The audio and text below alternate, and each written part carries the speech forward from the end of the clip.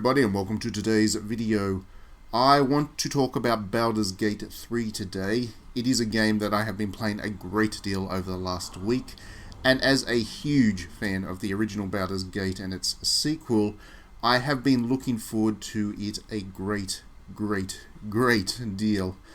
Unfortunately, it hasn't quite delivered what I was looking for. As I discuss in an article on DDNet, I don't feel like the developers have quite captured what it was about Baldur's Gate that I love so much. And I think another game that I played recently, called Pathfinder Kingmaker, which was just recently released on PlayStation 4, actually does a better job of being Baldur's Gate than Baldur's Gate 3. I don't want to talk about that in this video though. There are plenty of people that are really enjoying their time with Baldur's Gate 3, and I don't want to take anything away from those people and the enjoyment that they're getting from the game.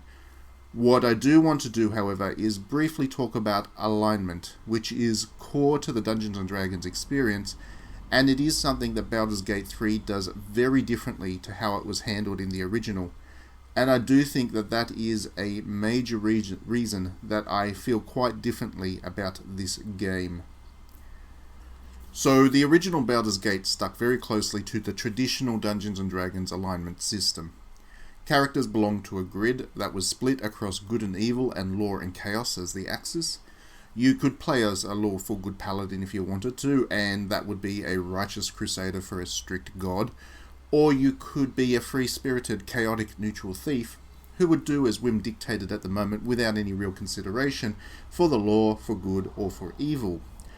You could also play an evil character if you wanted to, from the rules-based law of lawful evil, where everybody tried to manipulate the system to advantage themselves. Or you could indulge the pure psychosis of chaotic evil. You have real freedom in Baldur's Gate to do that. You would pick your travelling companions based on the kind of hero you wanted to play, and characters would not get along and even leave the party if they were of incompatible alignments to one another. This was a very unsubtle system, don't get me wrong here, it always has been. The idea that you could break a moral code down so cleanly has always been ridiculous, but it does give Dungeons & Dragons a certain kind of performative element.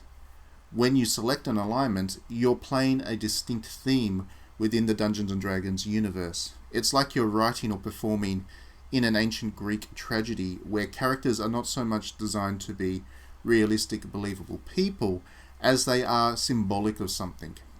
It's metaphor and a kind of thematic pantomime which lent Baldur's Gate a very distinct narrative tone and structure.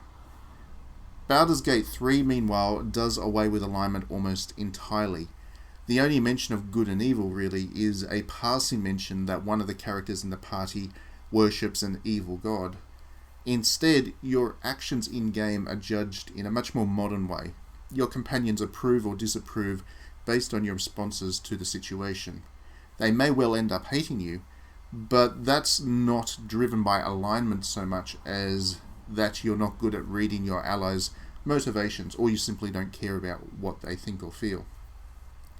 Now, this system does allow for a lot more nuance to the storytelling and moral context.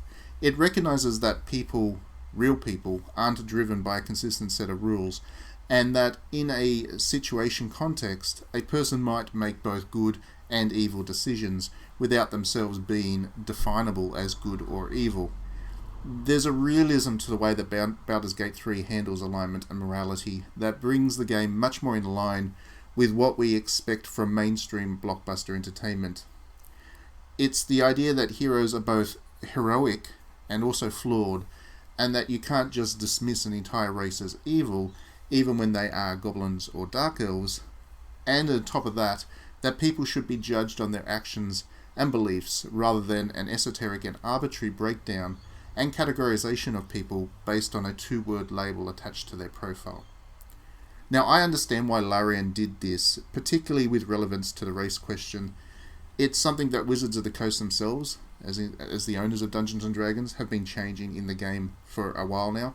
The idea that an entire race could be evil and that good characters from that race are the exception to the rule is very problematic in a real-world context.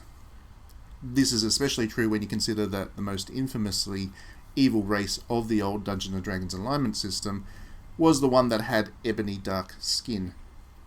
I also understand the desire to write more complex stories. Game development has moved on in the 22 years since Baldurs Gate, and this is a competitive industry that we're talking about.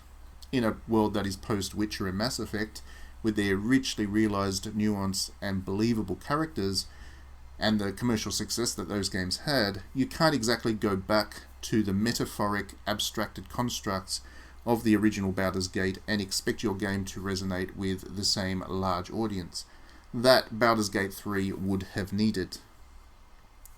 But, and it is a big but here, the game is called Baldur's Gate 3, and that means it's also fair to expect it to be a Baldur's Gate game. The shift in approach to alignment has changed everything about how Baldur's Gate handles narrative, to the point that it's just not the same experience. The original Baldur's Gate, for example, was frequently very funny because having characters behave as willfully evil or good due entirely to their arbitrary alignment is the stuff of caricature. And caricature can be both very funny and also making a more serious point. Baldur's Gate certainly made its serious points, but it did so with some moments of real levity to contrast with it, and it was very engaging for that blend of tones. Baldur's Gate 3 has characters that are never really caricatures. They're all very flawed beings, struggling to do what is right in a dark world that wants to consume them. Where they get into conflict is not because one is good and one is evil, but rather, or that one represents law and chaos, but rather because they have different perspectives on how to address the same problem, and they've got different rationale for doing so. But those rationales are, generally speaking, quite rational. You might not agree with them, but they are different perspectives. And it's hard to then say that one perspective is good or one perspective is evil. Baldur's Gate 3 has a very relativist approach to a lot of the moral decisions and challenges that the game throws at players. It's a very Game of Thrones approach to fantasy, just without quite the same level of narcissism and psychopathy to it, or at least that's the case with some of the characters. Many of the characters are directly out of Game of Thrones, I would say. And I like Game of Thrones plenty, and I do like dark, morally conflicted fantasy. I enjoy relativist moral conflict as well. I find that to be a very fascinating theme. Larian Studios themselves have tackled similar topics in a way that I've really enjoyed, with the Divinity series, for example. I really, really like that series, and I think that Larian is an incredibly talented developer. However, I feel about Baldur's Gate 3. However, the reality is the way that Baldur's Gate 3 has handled alignment is a big reason that I wouldn't even see this as a Baldur's Gate game if it didn't have that in the title. I'd suggest it was inspired by Baldur's Gate perhaps, but I'd see it as more its own thing than as a part of that little franchise. And all of that is fine. While I wrote that I found Baldur's Gate 3 disappointing, it's not that I found it bad by any means. I think it's a very high quality game. It's just not Baldur's Gate, and I was really, really looking forward to specifically Baldur's Gate. I wanted the qualities of that original Baldur's Gate in this game, and I didn't get those. And again, alignment is a big part of the reason for that. But anyhow, that is enough of this little analysis of alignment in the two Baldur's Gate games. If you've been playing Baldur's Gate 3, do let me know your thoughts on whether the game does justice to the original, stands on its own, or anything in between. I am very keen to be talking about this game. I think we will be talking about it quite a lot over the coming months, because it is still in early access and there's still a lot to be done with it.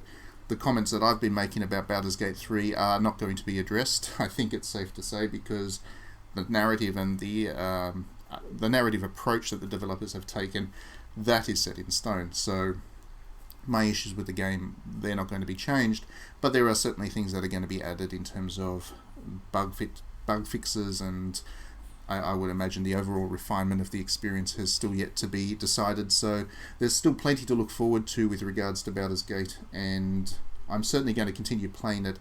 I'm just trying not to see it as a Baldur's Gate game. I try to avoid seeing the little title when I pull the game up.